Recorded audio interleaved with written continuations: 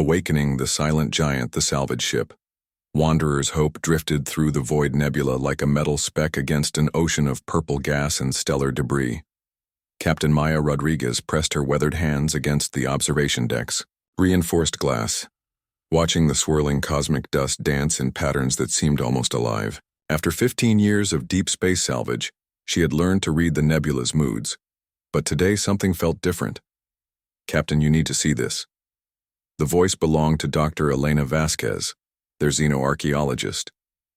The young woman's excitement was barely contained as she floated down from the upper research deck, her dark hair escaping its careful bun in the ship's low gravity. Maya turned from the viewport, noting the flush of excitement on Elena's face. In their 3 years working together, she had never seen the usually composed scientist this animated. "What have you found, Doc?" Elena activated the portable holodisplay she carried, and a 3-dimensional map materialized between them. The Yadndi Nebula's structure appeared in blues and purples, with their ship's position marked as a small green dot. But it was the pulsing red marker deeper in the nebula that caught Maya's attention. "Energy signature?" Elena explained, her words tumbling over each other. "Massive, artificial, and definitely not natural. It's buried deep in asteroid cluster Zeta 7, but Maya, the power readings are off the charts. Whatever's producing, this signal has been dormant for centuries, maybe longer." Commander Jack Harrison pulled himself down from the pilot station above them, his graying beard unable to hide the grin spreading across his face.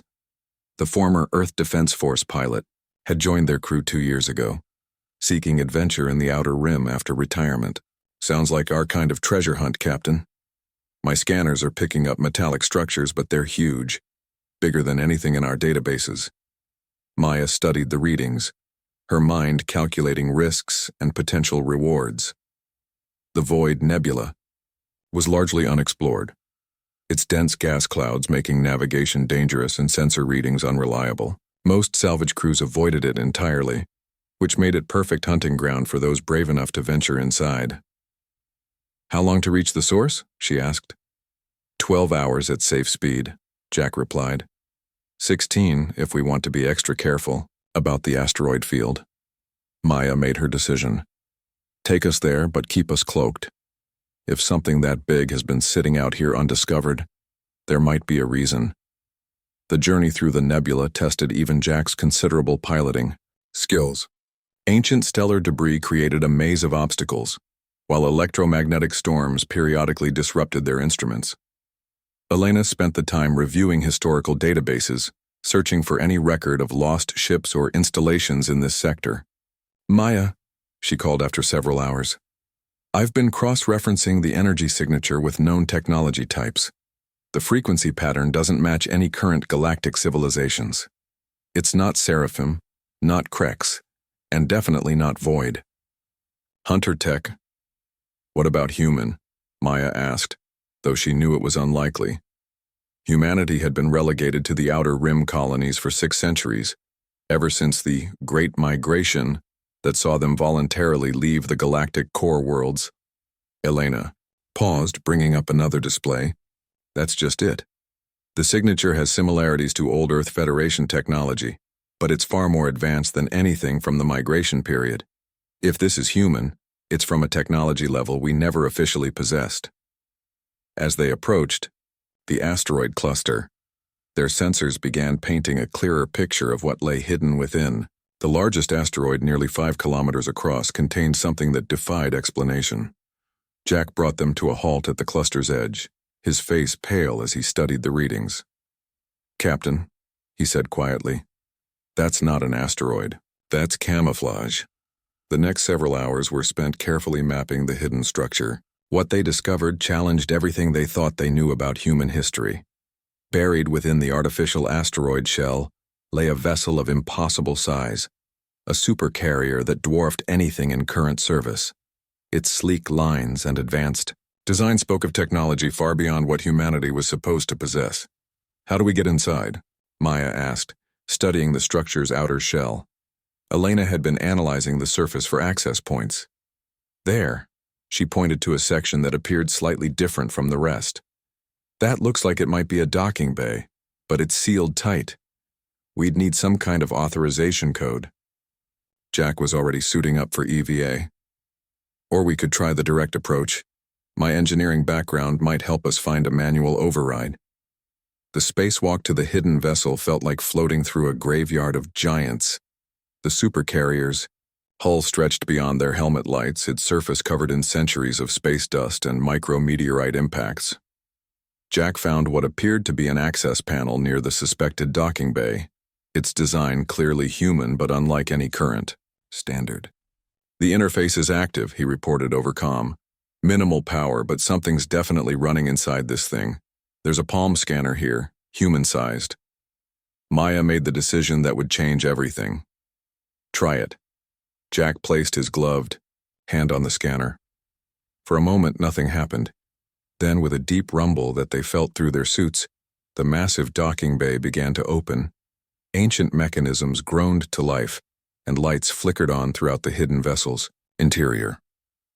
Once inside, they found themselves in a docking bay large enough to house their entire ship with room to spare. The atmosphere was breathable, maintained by systems that had somehow functioned for centuries. Emergency lighting cast long shadows across pristine corridors that showed no signs of age or decay. "This is impossible," Elena whispered as they made their way deeper into the vessel. The technology needed to maintain life support for this long, the power requirements alone. They followed the main corridor toward what appeared to be the ship's command center. Along the way, they passed observation decks offering views of hangar bays filled with fighters and assault craft, armories stocked with weapons they didn't recognize, and laboratories containing technology that seemed decades ahead of anything in current use. The bridge, when they finally reached it, was a cathedral of human engineering.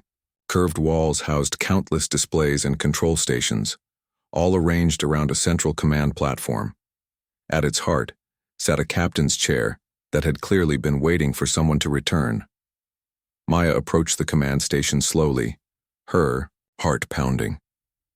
As she neared the chair, holographic displays began materializing around her, showing system status reports and star charts that were centuries out of date.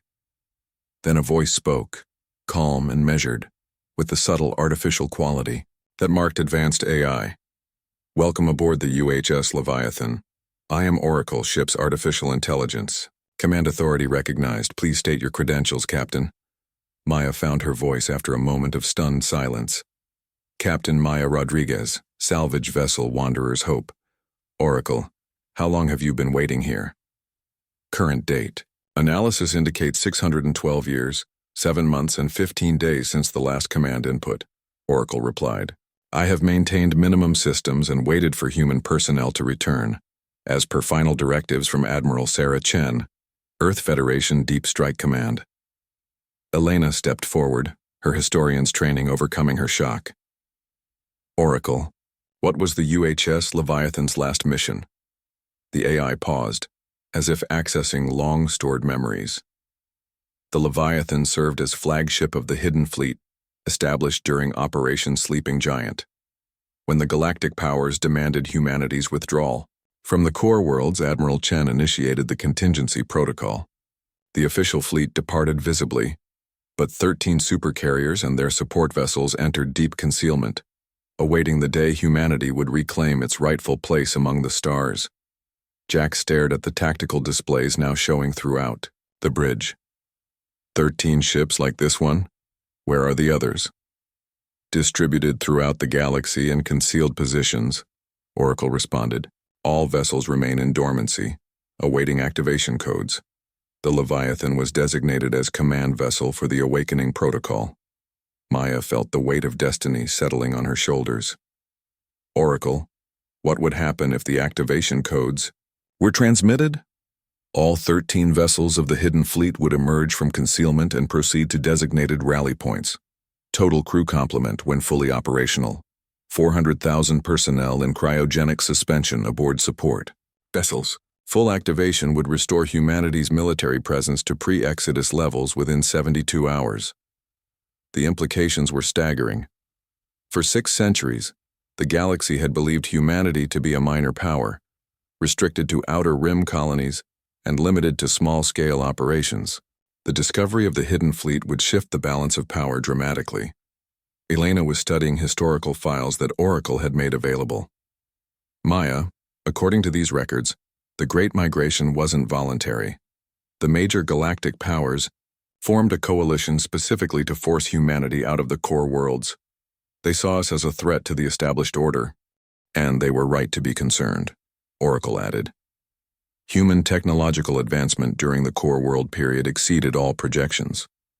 The hidden fleet represents capabilities that surpass current galactic standards in several key areas.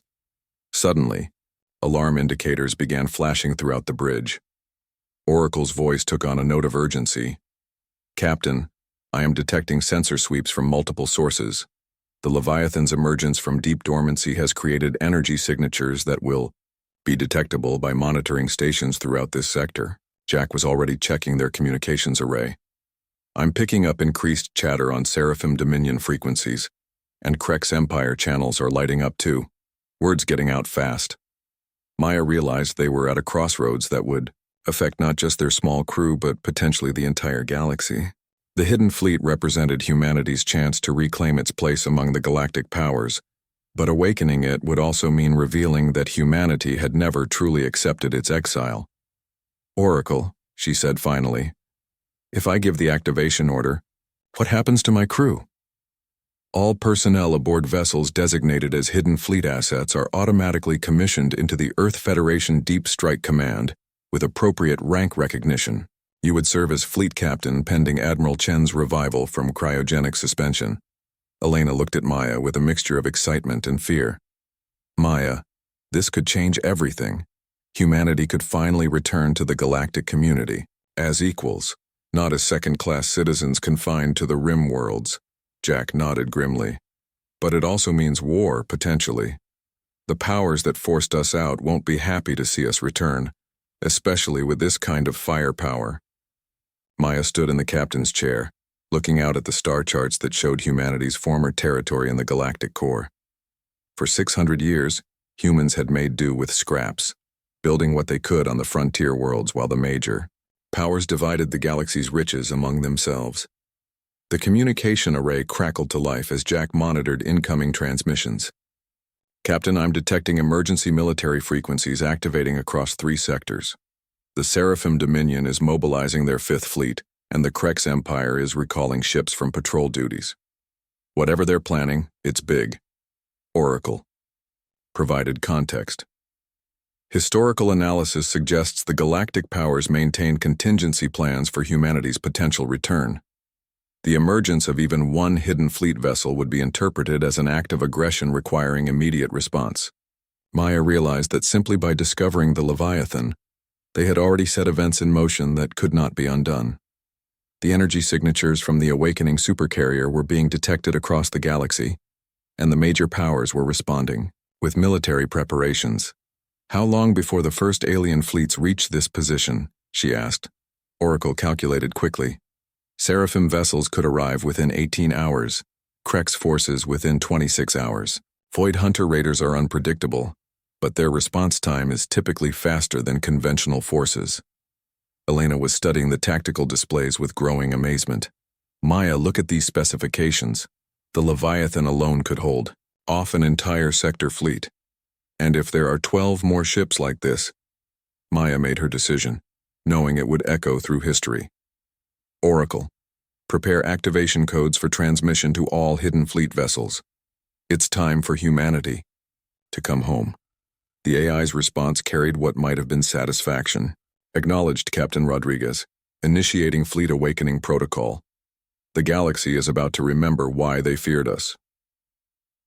As activation signals raced across space toward 12 sleeping giants, Maya Rodriguez transformed from a simple salvage captain into the architect of humanity's return to galactic prominence. The stars themselves seemed to hold their breath, waiting for the moment when the hidden fleet would emerge from 6 centuries of patient waiting. The age of human exile was about to end, and the galaxy would never be the same. When humanity returns to the stars, the activation codes race through space at faster than light speeds, carrying Maya's decision to sleeping giants scattered across the galaxy. Within the first hour, 12 ancient supercarriers began stirring from their centuries-long slumber, their awakening sending shock waves through galactic monitoring networks. Aboard the UHS Leviathan, Oracle coordinated the fleet's emergence with the precision of a conductor leading a cosmic symphony. Fleet Vessel Titan's Hammer responding from the Scorpio sector, the AI reported. Vessel Prometheus emerging from concealment in the Centauri drift. All ships reporting nominal status after extended dormancy. Maya watched in amazement as the tactical display populated with friendly contacts across dozens of star systems. Each green dot represented a supercarrier and its support vessels, a sleeping giant now stretching and preparing for action. The scope of what humanity had accomplished in secret 6 centuries ago was breathtaking. "Captain," Elena called from the communications station, "I'm receiving a priority transmission from the flagship. Admiral Sarah Chen is being revived from cryogenic suspension."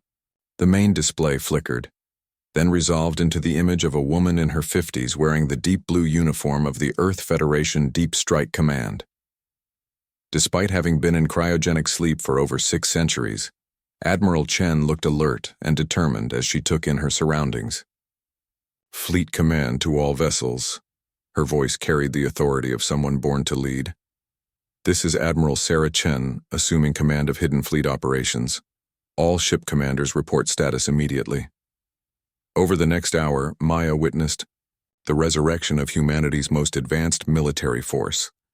Each supercarrier captain reported in, their crews emerging from cryogenic suspension with the efficiency of a well-rehearsed operation. The fleet that had hidden in the shadows for 6 centuries was returning to life. Admiral Chen's image appeared on a private channel to the Leviathan. "Captain Rodriguez, Oracle has briefed me on your discovery of our vessel. You've done humanity a great service, though I suspect you had no idea what you were awakening." Maya found herself standing straighter, unconsciously responding to the Admiral's presence. "Admiral, what exactly are we dealing with here? The galaxy thinks humanity is confined to the Outer Rim colonies." "That was always the plan," Chen replied. "When the Galactic Coalition demanded our withdrawal from the core worlds, we complied publicly while secretly implementing Operation Sleeping Giant. 13 supercarriers, 400 support vessels, and nearly 500,000 personnel entered deep concealment. We've waited 6 centuries for the right moment to return." Elena leaned forward, her historian's curiosity overriding protocol. "Admiral, what really happened during the Great Migration? Our history books describe it as humanity choosing to explore new frontiers." Chen's expression darkened. "The truth, Dr. Vasquez, is that 3 major galactic powers, the Seraphim Dominion, the Krex Empire, and the Void Hunters, formed a secret alliance specifically to eliminate humanity as a competitor. They saw our rapid technological advancement and expansionist nature as threats to their established order. The choice wasn't migration or exploration, it was exile or extermination." The weight of this revelation settled over the bridge crew. Humanity hadn't chosen to leave the galactic core. They had been forced out by powers that feared their potential. The implications reframed everything they thought they knew about their place in the galaxy. Jack was monitoring communications from across the galaxy. "Admiral, I'm detecting massive military mobilizations. The Seraphim Dominion has activated their entire First Fleet. The Krex Empire is recalling ships from frontier sectors. And even the Void Hunters are organizing. They're scared." Admiral Chen smiled grimly. "They should be. Oracle, display the current fleet composition for our guests." The tactical display expanded to show the full scope of the hidden fleet. 13 supercarriers, each 5 kilometers long and bristling with weapons that surpassed current galactic standards. 400 support vessels including destroyers, cruisers, and specialized support craft. Mobile shipyards capable of building new vessels in deep space. Research stations with technology that had advanced even during their concealment. "My God," Elena whispered. "This is larger than most planetary defense forces." "Larger than most galactic navies," Admiral Chen corrected. "We've had 6 centuries to perfect our technology while the galaxy believed us to be primitive colonists. Every system aboard these vessels represents advances they haven't seen." Oracle interrupted with an urgent report. "Admiral, I'm detecting incoming fleet movements. Seraphim Dominion forces are converging on the outer rim colonies. Estimated arrival in 48 hours. Maya felt a chill of fear. They're going after civilian populations? Standard intimidation tactic, Admiral Chen replied coldly. They assume we'll back down to protect innocent lives. They're about to learn how wrong they are. All fleet vessels implement Formation Delta 7. We're going to make our intentions very clear. Across the galaxy, the hidden fleet began to move.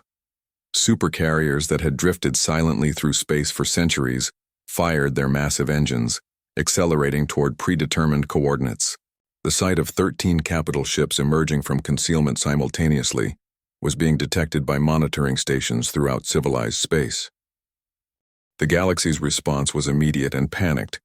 On the crystal spires of Seraphim Prime, the Dominion's ruling council convened an emergency session. Emperor Zephek's normally serene features showed cracks of concern as he addressed the assembly. Toriu, humans have revealed capabilities we never suspected. His melodic voice carried undertones of fear. Our intelligence networks indicate at least 13 capital ships of unknown configuration, each larger than our own dreadnoughts.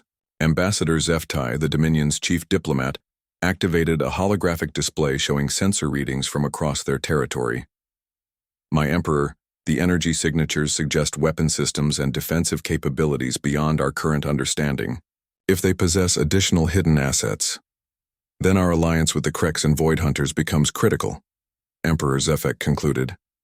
Signal our allies. If humanity believes they can intimidate us into accepting their return, they will learn otherwise. In the fortress moon of the Krex Empire, War Prime Krothos studied similar reports with growing unease. The Krex were warriors by nature. Their four-armed forms evolved for combat, but they respected superior firepower when they encountered it. The humans demonstrate patience, he growled to his war council. 600 years of planning, hidden fleets maintained in perfect readiness. They think like warriors, not the merchants and explorers we believed them to be. His intelligence chief, Battle Commander Thex, highlighted key tactical data. War Prime, their vessel configurations suggest capabilities specifically designed to counter our standard battle formations. They have studied us while we ignored them. Krothos slammed his four fists on the strategy table simultaneously. Then we adapt.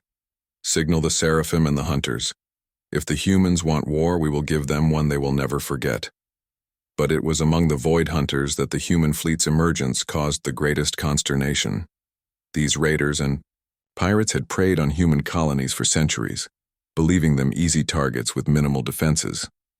The revelation that humanity possessed advanced military capabilities changed everything. Fleetmaster Zixith convened his war chiefs aboard, the flagship Devourer, their insectoid forms clicking with agitation. The humans have played a longer game than any of us suspected, he chittered. Our raids on their colonies may have been deliberately allowed to maintain the illusion of weakness. What do you propose? Asked War Chief Klezeth. We ally with the Dominion and Empire, but we also prepare contingencies. If the humans prove stronger than anticipated, we may need to reconsider our position in this galaxy. Meanwhile, aboard the UHS Leviathan, Admiral Chen was preparing humanity's response. To 6 centuries of exile, the Hidden Fleet had taken position at the edge of human space, their presence a clear statement of intent. Open a channel to all galactic powers, she ordered. It's time they heard from humanity directly. The transmission that followed would be remembered as one of the most significant moments in galactic history. Admiral Chen's image appeared on screens throughout civilized space, her voice carrying across thousands of worlds. To the leaders of the Seraphim Dominion, the Krex Empire, and the Void Hunter clans, I am Admiral Sarah Chen of the Earth Federation Deep Strike Command. 600 years ago, you forced humanity to abandon our rightful place in the galactic community. You believed us weak, primitive, and easily intimidated. The transmission showed formation shots of the Hidden Fleet, 13 supercarriers and their escorts moving in perfect coordination through space. You were wrong. Humanity has never accepted exile. We have waited, we have prepared, and we have grown stronger. The time for hiding is over. We return not as supplicants begging for acceptance, but as equals demanding our place at the galactic table. Emperor Zephek watched the transmission with growing alarm. The human fleet's movements demonstrated tactical sophistication that matched their technological advancement. These were not the desperate colonists they had driven out centuries ago. "Admiral Chen," he transmitted back, "humanity's return to the core worlds would destabilize the balance of power that has maintained peace for 6 centuries. Surely negotiation is preferable to conflict." Chen's smile was cold as stellar space. "Your Majesty speaks of peace, but Seraphim fleets even now move toward human colonies with hostile intent. You speak of balance, but it was your coalition that upset that balance by forcing our exile. There will be negotiation, but it will be from a position of strength, not from the shadows where you tried to confine us." War Prime Krothos added his voice to the exchange. "The Krex Empire will not be intimidated by hidden fleets and ancient grievances. If humans seek to reclaim core world territories, they will face the combined might of the galactic powers. Then, you will face the full capabilities of humanity," Admiral Chen replied. "We have had 6 centuries to develop countermeasures for your tactics, weapons designed specifically to defeat your technologies, and strategies crafted by studying your every move. The question is not whether humanity can reclaim its place in the galaxy. The question is how much of the existing order will survive our return." Maya watched this exchange of threats and posturing with growing amazement. Hours ago, she had been a simple salvage captain. Now she found herself at the center of events that would reshape galactic civilization. Elena was documenting everything, her historian's training recognizing the magnitude of what they were witnessing. "Maya, we're watching the end of one age and the beginning of another. The galaxy that emerges from this will be completely different." Jack nodded grimly from his position at the tactical station. "Assuming anyone survives what's coming, 3 major powers against 13 human supercarriers, and their support fleets, the math might be in our favor, but the cost..." Admiral Chen seemed to read their thoughts. "Captain Rodriguez, Dr. Vasquez, Commander Harrison, you have already played your part in humanity's return. Oracle will transfer you safely to a civilian vessel if you prefer." Maya looked at her crew, seeing her own determination reflected in their faces. "With respect, Admiral, we started this. We'd like to see it through." "Then welcome to the Earth Federation Deep Strike Command," Chen replied. "Oracle commissioned Captain Rodriguez and her team with appropriate ranks. We'll have need of their skills in the days ahead." As the hidden fleet continued its advance toward the galactic core, monitoring stations tracked their progress with growing panic. The sight of human supercarriers moving in formation dispelled any remaining doubts about humanity's military capabilities. On colony worlds throughout human space, the news spread like wildfire. For 6 centuries, humanity had endured second-class status confined to frontier worlds while other species dominated the galactic core. The revelation that a powerful fleet had been waiting in secret inspired celebrations and renewed hope. But in the capitals of the major powers, the mood was one of barely controlled panic. The carefully maintained balance of power that had ruled the galaxy for centuries was crumbling. Humanity had returned, and they had brought enough firepower to back up their demands. The first direct confrontation came at the edge of the Vega system, where a Seraphim patrol fleet encountered the human advance force. What should have been a routine intimidation encounter became a demonstration of just how much the galaxy had underestimated humanity. The human vessels moved with precision that spoke of centuries of preparation. Their weapons struck with devastating accuracy, while their defenses effortlessly turned aside Seraphim attacks. Within minutes, the proud Seraphim fleet was retreating, their elegant ships damaged, and their confidence shattered. Similar encounters followed across multiple sectors. Krex war fleets found their traditional charging tactics countered by human formations, specifically designed to exploit their predictable aggression. Void Hunter raiders discovered that their prey had become predators, with human ships hunting them through the very asteroid fields where they had hidden. The galaxy was learning a hard lesson. Humanity had never forgotten the powers that had exiled them, and they had spent 6 centuries preparing for their return. As news of these encounters spread, the balance of galactic opinion began to shift. Smaller powers that had remained neutral started reaching out to human diplomatic channels, seeking to align themselves with the emerging force.